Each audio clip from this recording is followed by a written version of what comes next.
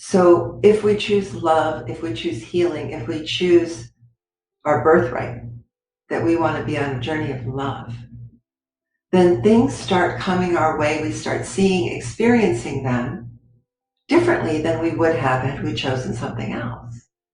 Because each and every moment is new. Each and every moment is a miracle. And why is it a miracle? Because the past doesn't exist, actually.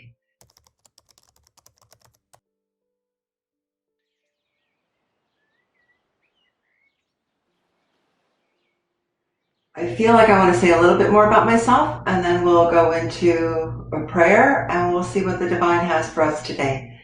So for those of you that know me and know my work, know that the divine enters me in some kind of way and uses me as a vessel, a vehicle, using my life experience, academics to inform, to conceptualize, to construct, but pretty much kick me out of the way and delivers whatever message that's in the highest good for those that are listening today and those that will be listening in later, which is the beauty of technology, right? But it's mostly opportunity. It's complete divine opportunity for all of us. So with that said, before we go any further, if we can close our eyes, I'd like to invite the spirit guides at the four corners for protection and awakening. So please go ahead and close your eyes as I ask the spirit guide of the north to please enter and hold our space, all of the space sacred, so that our awarenesses and our love and our reach from our whole body can reach the Father Sky and stay in that union. Spirit guide of the South, we ask you to enter our space and hold the space of South energies, hold those doors in protection for all of us, so that we may always be grounded and solid from Mother Earth to Father Sky.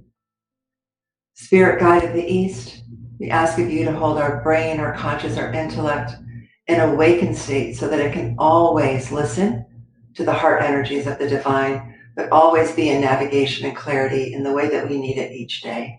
May you hold the East energies safe and protection for us. Spirit guide of the West, we ask you to hold the West energies in safety, protect us as all four corners are circled around the sacred hoop, and our mental, emotional, and spiritual state stays healthy and protected from any darkness. And as that sacred hoop enters the center, the nucleus of our heart, which is the Creator, keep us safe and keep us all, whatever comes through today for those that are listening today and whatever they are participating, for each and every one of us to receive what we need in the highest good. May we hear only what we need to hear in the highest good. May it plant a seed and help us step forward in a more whole, more complete, more released, more transformed way as the Shifa of healing enters each and every one of us. Aho. Thank you. So please open your eyes and let's take a moment and see what the divine has in store. I still don't know. I've been interestingly uncertain until I guess this moment. So I'd like to welcome you to the journey of love. This is a journey of love. It's been spoken about, sung about already today. Unity holds that in their consciousness at all times. But this journey of love is what our birthright is. Our birthright, the reason we are here, is to self-actualize, to grow, to take a road to enlightenment, if you will, or ascension, or a higher consciousness. Whatever language resonates with you, it's all the same thing. But that is our birthright. This journey of love, this journey to reach these places, wherever we come in, whatever our consciousness is at the time, it is our birthright and we get to choose. So each of us, as I think most of the world now understands, to the beauty of science, right, in our beautiful current time, we live in a time where the mystical knowings and sayings and practices, the indigenous healings and knowings and practices are now being informed by current science. I love being in this world in this moment. I love that my path has brought me in this circle, because the way each thing validates and informs the other, for those of us that need information and need data, we have it. For those of us that resonate first from a feeling place, we have that. But it's all coming full circle into this sacred hoop. And why is that important? Because it brings us back to what is our birthright. We hold in our tissues all of our past lives, if you believe in that. We certainly hold the epigenetic structure, the DNA blueprint of ancestors, at least we think, 64 generations, if not higher. We can break that DNA. People like Bruce Lipton, etc., talk about how we can change that epigenetic structure. We get to choose, but we don't always know that. And that's what love can bring us, the remembering of who we are. So we get to choose love, we get to choose suffering, we get to choose faith, we get to choose trust. Doesn't mean it's an even path. It's a roller coaster. It's like this. But we get to choose. And when we make a choice, as we understand with brain science, when we choose something, it directs the rest of us on a path. So if we choose love, if we choose healing, if we choose our birthright, that we want to be on a journey of love, then things start coming our way. We start seeing, experiencing them differently than we would have had we chosen something else. Because each and every moment is new. Each and every moment is a miracle. And why is it a miracle? Because the past doesn't exist, actually. It lives in our tissues. But in the vibrational ribbons of the universe, there is no past. There is a singularity. And our journey of love is the path to that singularity. What does that mean? It means the divine. It means God. It means oneness. Oneness is a word that the Sufis have used, the people like Rumi and their poetry. We talk about this journey of love. So let me step back. What does that mean? It means that in a world of strife, in a world of anger, in a world of suffering, where our tissues hold the collective memories of our past and the past of humanity. And those pretty much drive the bus. They drive us. And then we use our brain and our intellect to learn more and to study more and to read more. And for many, the reading can be applied somewhat, but there's a lot of frustration in terms of I should know that already, etc. This journey to love is about bringing that here, coming to the heart and finding faith. And finding the beloved of self, the beloved of the divine. So when we make that choice, it helps to understand that we are choosing to do our best to be here in faith rather than here. I've heard it said that the road to enlightenment starts with being in our mind and ends with being out of mind, which I just love that. And that's what we're choosing to do. If we choose the journey of love, we're choosing to put down the mind, not for when it's necessary. We need knowledge. Knowledge is fantastic. But knowledge alone can't awaken our oneness.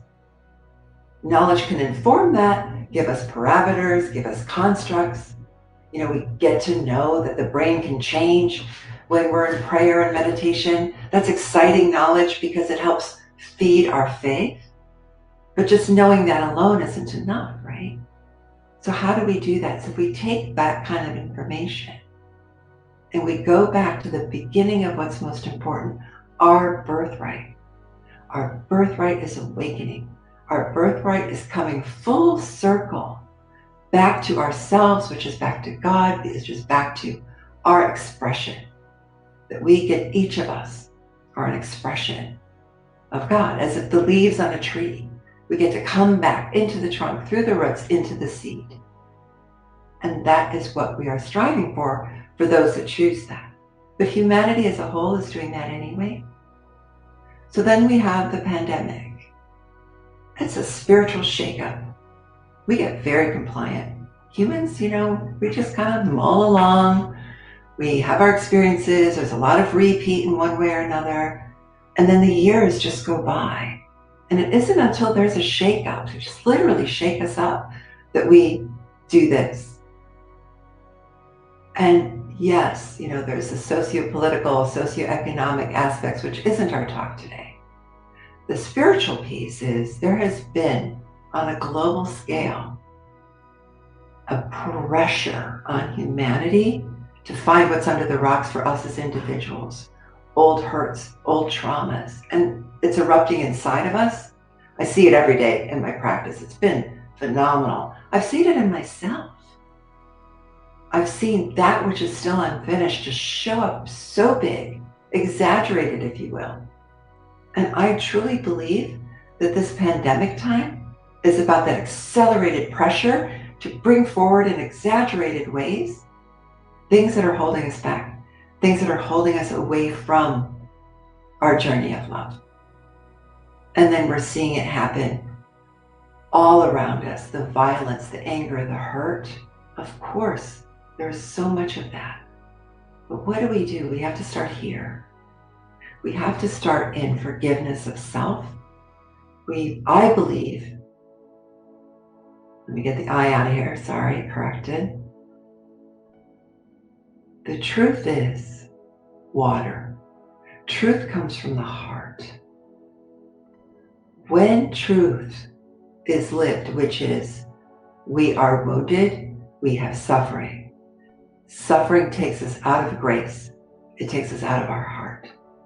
When we can hold truth, even though it may feel painful, excuse me, then it is like water and it washes it away. But water is a beautiful thing because it will clean and it will nourish. So as it's washing away that which our tissues and our collective has been holding forever, it waters the seed of new growth. It waters the seed of love and compassion. And it helps lead us to that path and how to do that. When we fall in love, when we totally fall in love with the beloved, with God that resides in our heart,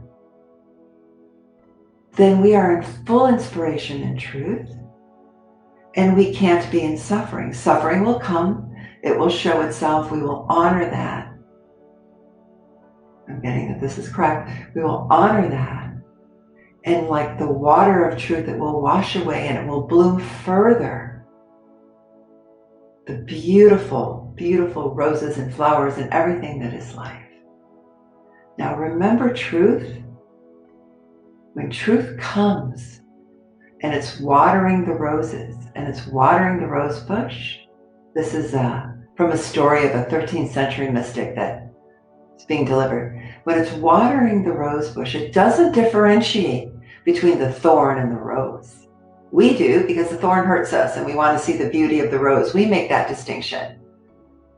But if the truth keeps coming and washing, both the thorn and the rose bloom, and eventually the thorn becomes a rose. We just have to stay in the truth. We have to keep the water flowing. So what's the easiest, best way to do that? Well, there's two things. We're talking about the one. We're talking about holding love. But what's the best way? So we were talking about children earlier, words you mentioned, Jennifer. If everyone who's participating, you can just close your eyes for a quick moment and connect to that time when you just felt your heart swell and love and grace and this wordless experience. It was pure joy, filled your body. For many, it's holding their baby for the first time, but there are many experiences. Meeting your true love where you feel completely out of mind. Allow that experience into your body. That is the expression of the beloved. And the best way to stay there is to sing to the one you love. When we're deeply in love, don't we constantly speak the name of our lover? When we're deeply in love, aren't we always in some kind of way in repeat of those moments and of that person or of that thing? When we can apply that to the God that lives in our heart, what happens is then we see God in everybody. We hear this all the time, but when it's a intellectual concept, it's not enough. Like, it never worked for me. It helped me. Oh, I shouldn't judge that person. That person's got, that's a huge first step. What if the thought never comes? What if the river of truth is overflowing in our heart and we have forgiven ourselves because those things no longer exist because they've been washed away with our love? So chanting, mantras, and it doesn't have to be, we think of mantra, we think of Hindu terms like Om Namah Shivaya, which are very powerful words. Those are the words of the universe. But we could say whatever our connection to Creator is. Jesus, Buddha, Allah, Mother Earth, the sun. When it's, because it's all, right? So when we do it from here and we keep that going, the mantra tames the tongue and cleans up the mind. And when we can do that on a regular basis, so when I feel judgment, when I feel, on the road, or somebody's annoying me, or whatever, or somebody hasn't worn their mask, or they've worn their mask, whatever it may be, if I catch it, when I catch it, because it happens 30 to 50 times a minute, so when I catch it, if I can go into my beloved. Now, so I've been giving a teaching. The teaching's been coming through me for a while, and it seems we're going to do that today. It's a culmination of my spiritual teacher, Dr. Pillai, of ancient old Sufi mystics, 12th and 13th century, and indigenous process, and some secrets, some mystic secrets that I won't share the secrets, but we'll do them. So we're going to do that in a moment. When we choose grace, inspiration comes. Inspiration is truth, and it will guide us always to what to say, where to go, what to do, how to be, how to feel. In grace, in inspiration, which is in truth, all there is flow. All there is creation. All there is moving through in a way that allows clarity, sight, quiet in the body to achieve all that we need to. Material wealth, better relationship, better health, because truth will guide us. Suffering will not. Suffering will take us to the past. And then when we live in the past, only the past exists. The past becomes the present. The past becomes the future. In the world of oneness, there is the beloved, there is love, and that eradicates the past, creates a new future based on our desires. So if we can remember that sounds, in the beginning there was the word, and singing the beloved, so just say however and whoever resonates for you, whatever creator, God that you connect with, say the name from your heart all the time.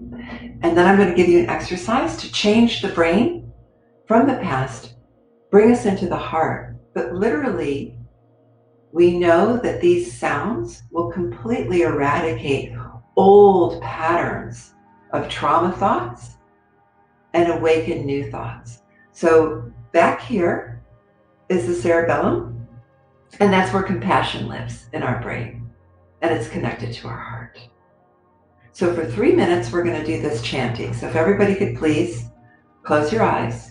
Now I can't see you, so follow me. Take a deep breath and just kind of land into your heart space and feel back in your cerebellum some light energy starting to come. Now the beauty of medicine people that are channeling in the divine that's speaking through me is they are energetically doing healing vibrations to anybody whenever they are part of this. So you will feel a pulse in your cerebellum and you will feel your heart. Now just sit with that for a moment. Now I'm going to ask you to open your eyes one more time and look at me because you're going to have to watch this. So we're going to say Om, but we're splitting it into the Ah, Om, the first syllable and the second syllable. We start in the heart, go left, we go right. So I'm going to do it 3 times. You watch me. I'm going to watch the clock. We're going to do it for 3 minutes, okay? So, Om, Om, Om.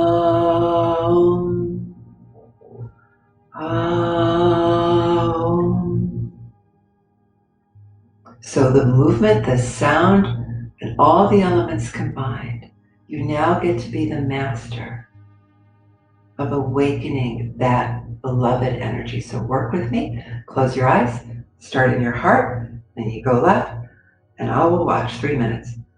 Om,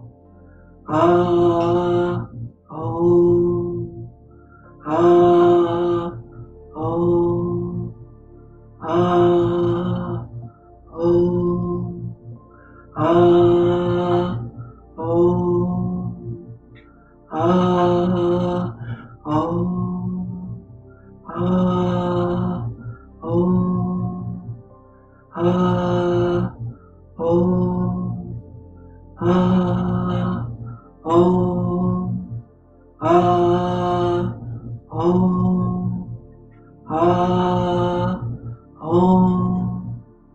Om, Om,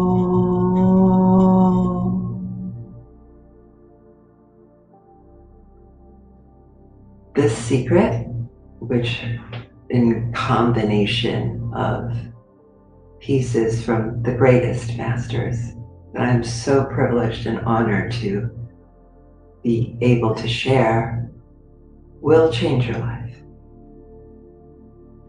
When you feel judgment, when you feel resentment, when you feel the trauma come forward, when you feel old thoughts of separateness from others, remember that when we choose grace, when we choose inspiration, when we choose love, then all of that past goes away and we get to create a new now, a new tomorrow. And most importantly, it takes us out of the suffering. I have to assume most of you felt something different in your body. So the trick is, if you could do that 3 minutes a day, and whenever you feel those old thoughts coming, just inside of yourself, just start Om, Om. Rewire our own brains. We have the power. And when we change, the world changes. So on this journey of love, I thank you for joining me today. Because just remember, it will give us immediate truth, which is self-compassion, compassion for others, and a joy in our hearts that we are here to seek, that is our birthright. So I want to thank all the beings that came through and helped here today. I want to thank all of you for joining today and whenever you join. And please know that all things are possible and divine difficulties are purposeful. So I thank you at the bottom of my heart. Shanti, peace, aho.